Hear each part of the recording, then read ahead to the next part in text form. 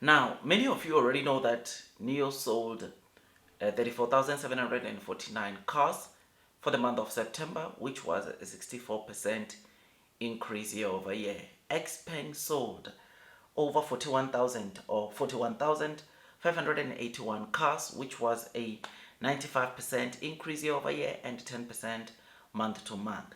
Li Auto sold 33,951 cars, which was a decline or a 36% decrease from the kind of deliveries they saw a year ago.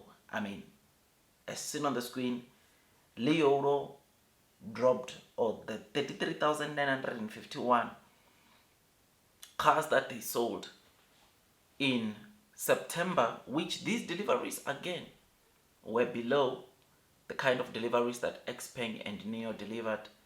They were 36% down, or they were a drop down from the deliveries, or the 53,709 which they sold last year. Now, a lot of questions. Now, there are some questions that obviously to someone that obviously watches this would ask themselves, what's really happening around Li Auto, right? Well, personally, I think obviously two main things are happening onto Li Auto. Number one, the market in China is really changing so fast. People last year, they were more into buying hybrid cars than full EV cars. That is the case, or that was the case last year. People were so much liking hybrid cars, or before they could buy full EV cars, they felt like it is safe to buy a hybrid car. And since you know that Li Auto, majority of their cars are still hybrid cars, it was a brand that was making sense for people, right? So people were not yet fully committed into going to just full EV cars, but rather most people were into this thing of buying hybrid cars and not full EV cars, because with full EV cars there was also an anxiety to say, is the infrastructure enough? Remember, we've been seeing quite a number of videos all over China of people fighting for chargers for EV cars and all that. That when other people who want to buy EV cars, when they see that, they are like, nah, maybe probably I should go to hybrid cars. But what is happening, that was last year. That scenario was last year. But this year, it looks like Chinese consumers are seeing the benefit of just going into full EV cars, because one thing that is making it easier for people to switch also to full EV cars are the policies that China is currently implementing, right, to give massive support onto the new energy vehicle industry, right? I mean, right now there are incentives that the Chinese government is offering to those that are buying full EV cars. So if you are not buying a full EV car, you don't get to receive full incentives that are being received by those that are buying full EV cars. I mean, China is currently giving subsidies of up to 20,000 RMB, which is equivalent to $2,800 to those that are buying full EV cars. So when you buy that a full EV car, guess what? That $2,800 of the purchase of your new car, it goes a long way. Whereas on the other hand, if you're buying engine combustion car, you get only up to 15,000 RMB. For full EV cars, you get up to 20,000 RMB. For engine combustion cars, you get up to 15,000 RMB, which that message alone is very clear to say that China wants to obviously push people to go to full EV cars, which has been the thing that really hurt, or that had a huge impact into the sales that we see onto Li Auto this year. So this changeover, it's making people to feel at least more relaxed going into full EV cars, because there are more discounts when you buy EV cars than hybrid cars. Now the infrastructure also for charging and replacing battery. It's becoming more and more. I mean, the very same Li Auto right now, I think in China they are the car brand with the most charging infrastructure all over China, and this is because they also see the massive changeover that is happening, because it's no longer from just engine combustion cars to hybrid cars.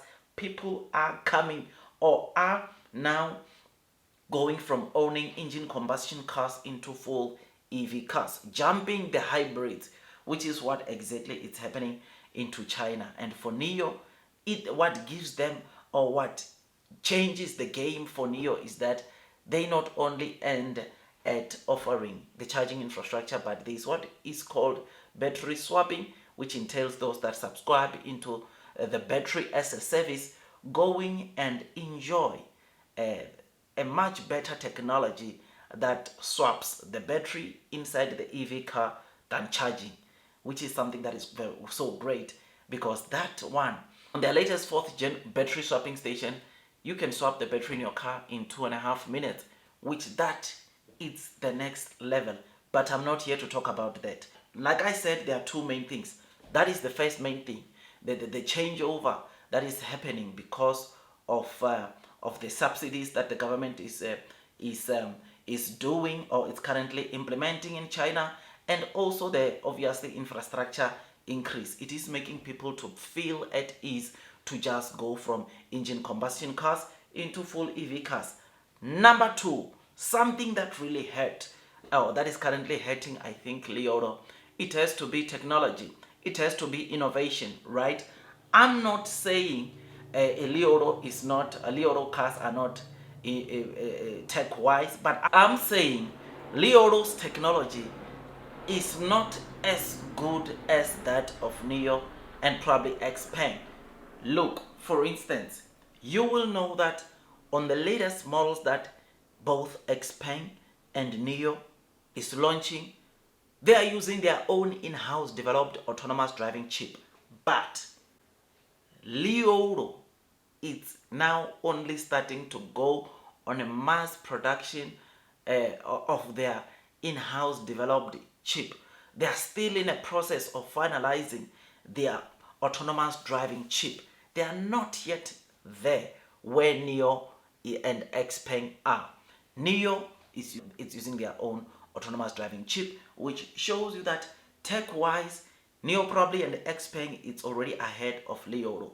That is another thing that is really, that might be hurting Li Auto's deliveries, right? The tech, it's another level. I mean, Nio, when you talk about autonomous driving, they launched a technology called Nio World Model, which this takes driver assistance to the next level. I mean, when the ES8 was launched, or the all-new Nio ES8 was launched, we saw some massive upgrades, or we saw something that we have not seen before when it comes to assisting the driver, or the car assisting the driver to drive the car. The parking feature, you remember that feature where you are able to, if you can't find a parking in a mall, in a parking bay, basement somewhere in the mall, you can tell the Nio car to go look for parking as you go inside the mall, and make sure that it does not create traffic. And Nio, that car, the Nio ES8, thinks like a human in a way that it will wait, it will look for an opening, and once someone wants to leave an open space, probably they're done with what they were doing in the mall and left and leave an open parking space, the Nio ES8 is able to go and park itself. This is the kind of technology that we are talking about. Something that you must note is that, look, Li Auto it's a profitable company. XPeng and Nio, they are not yet profitable, but they were spending a lot of money into research and development. With Nio, even XPeng cannot even come close to the kind of investments that Nio was making on research and development, and we are seeing exactly the good rewards that are coming with these massive investments that Nio has been doing. This is the second thing that I think, in my personal opinion, it is hurting the deliveries of Li Auto. I mean, Li Auto launched some of the models, but honestly they are not doing that well. Maybe the breakthrough or something that might revive their deliveries is the i6, which is the car that they launched. And yesterday, you'll remember very well that we spoke of the fact that if they don't deliver that car this year, they will give you a tax incentives where they subsidize your car, though the tax subsidies are going to probably end by the end of this year in China, which is something that is very, very interesting and good. But anyways, these, according to my personal opinion, are the two main things that are hurting Li Auto. I mean, it goes without saying that things are changing so fast in China, and technology and advancement, it's going at a very much faster pace. And even the very same Nio Xpeng that we are talking about and giving them kudos that they are, to say that they are doing very well, if they are to drag or reduce on R&D's, research and development, they are in the next year or next year they will find themselves at the very same spot where Li Auto is in terms of the deliveries, right? They will see deliveries being compromised, or they will see deliveries really coming down because they are not innovating enough, and competitors are going an extra mile to make sure that their cars are on the next level. So innovation, technology, it plays a very, very big role into the future of EV, and therefore the companies need to invest as much as they can on research and development, because if they don't do that, they will find themselves at a situation where their sales are just on a decline. But I think I've said a mouthful about this. Tell me what you think about this. Otherwise, I just wish Li Auto well, man. I just wish they can recover, man, because look, the Chinese trio that has always been in the game since 2020 is Xpeng, it's Nio, Xpeng, and Li Auto. So I think I hope them well. I hope that they can recover also with time, because this fast growing new energy vehicle industry, it is so much unpredictable. We don't really know what will happen next year. Yes, Xpeng, Nio, they are doing well this year, and with Nio, of course, I just think they will continue rising, right? And that rising will also be fueled by the amount of money they are spending on research and development. But yeah, so anyways, let me leave this here. Blue sky is coming, long term will win, and those that are persevering onto Nio will be rewarded. Because look, man, I don't think we need, and as much as I said a mouthful about what is really happening onto Li Auto, Nio, I think they are on the right path to secure the future, and to us the investors, we are going to be rewarded. Like, share, subscribe. I'll see you on the next one. That is all from me, and God bless you all.